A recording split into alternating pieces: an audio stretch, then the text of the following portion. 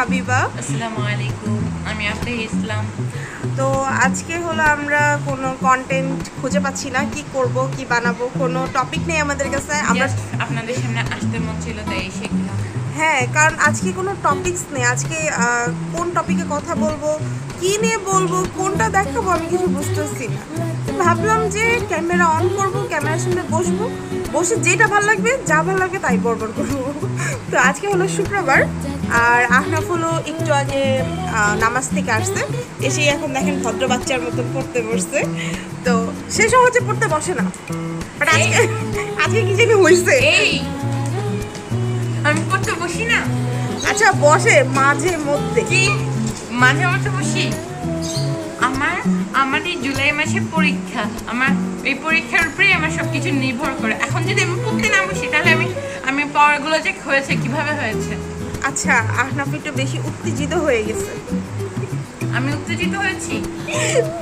তো তুমি আমাকে আজকে নিপীড়িত নিপীড়িত করছি।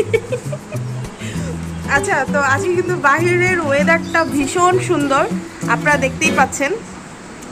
আমাদের জানালা দিয়ে যতটুকু দেখা যাচ্ছে ততটুকুই দেখাচ্ছি। তো বাইরের ওয়েদারটা আজকে খুব সুন্দর। আর ভাবতেছিলাম কি করব, আপু অসুস্থ, তাই আপু আসলে ওঠে নাই এখনো ঘুম থেকে। আপু ঘুমাচ্ছে ঘুমের ওষুধ খেয়ে, আর আমরা কেউ আর তাকে ডাক দেইনি, কারণ গতকালকে একটা অঘটন ঘটে গেছে আমাদের বাসায়। আমসত্ত্বা বানাতে গিয়ে আচ্ছা, আমরা হাসতেছি, বাট হাসির কথা না, সিরিয়াসলি। গতকালকে আপি হলো আমসত্ত্বা করতে গেছিল, চুলা থেকে নামাতে গিয়ে চপিং বোর্ড সহ আপুর পায়ের উপরে পড়ে গেছে।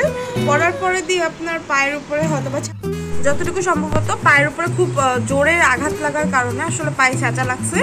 তো হয়তো বা ফ্র্যাকচার হয়েছে কিনা এখনো সঠিক বুঝতে পারছি না। রাতে বরফ টরফ লাগাই দিছি। এখন মানে আমরা সকালের আশায় ছিলাম যে সকাল পর্যন্ত কি হয় সেটা দেখার জন্য। তো এখন পর্যন্ত ঘুম থেকে ওঠে নাই, 2টা বাজে। তো দেখছেন কেমন ছেলে, মায়ের পায়ে ব্যথা পাইছে আর ওই এখানে বসে সব ফাইজলাম করতেছে। তো এখন আপু ঘুম থেকে উঠবে, ঘুম থেকে ওঠার পরে গিয়ে হলো আমরা বুঝতে পারবো যে আসলে এখন অবস্থা কিরকম আছে, বা তাকে কি নিয়ে হসপিটালে যেতে হবে নাকি বাসায় এসে ঠিক হয়ে যাবে। তো এখানে আমরা দুজন বসে আছি, এখন কি করব কিছু তো খুঁজে পাচ্ছি না। ভাবলাম ক্যামেরাটা অন করবো, অন করে মনের ভিতরে যা আসবে তাই বকবক করতে থাকবো, বাস তাই শুরু করেছি। আর ভালো কন্টেন্ট বানালে আসলে আমার মনে হয় কি মানুষের দেখতে ভালো লাগে না, ভালো জিনিস বাংলাদেশের মানুষের একদম ভালো লাগে না। বাংলাদেশের মানুষ শুধু আজেইটার জিনিস দেখতে পছন্দ করে, আজেইটা আমার একটা জিনিস করবো, আজেইটা জিনিসই তাদের ভালো লাগে, আজেইটা জিনিস তারা কিছু পছন্দই করে না। তো তাই জন্য এখন থেকে ভাবছি যে আজেইটা জিনিসই করবো বিষয় বিষয়, কারণ লজিক টাইপ জিনিস বাংলাদেশের মানুষের স্যুট করে না। বাংলাদেশের মানুষ লজিকটা পুরো একই তো পছন্দ করে। লজিক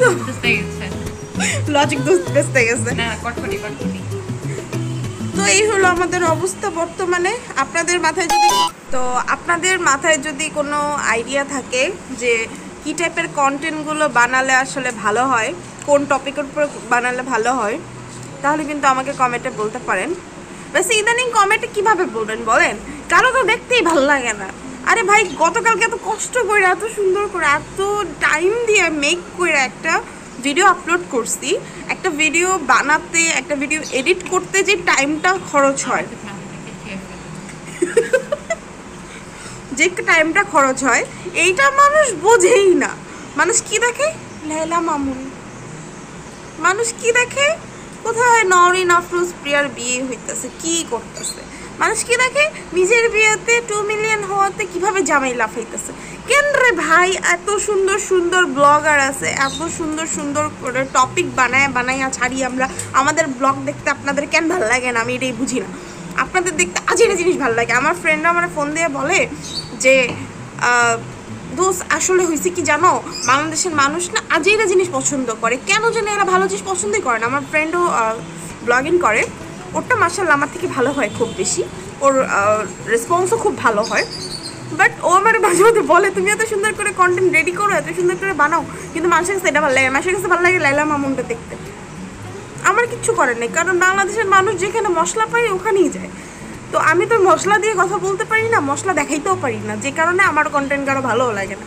তো এখন তখন ভালো লাগতো যদি আমি রাস্তায় যেতাম, রাস্তায় গিয়ে কোন জায়গায় কি হইতেছে, কার কি হইলো, কার কি না হইলো, কার বাসার থেকে কার কি চুরি হয়ে গেছে, কার বাসায় কে কি করছে, তো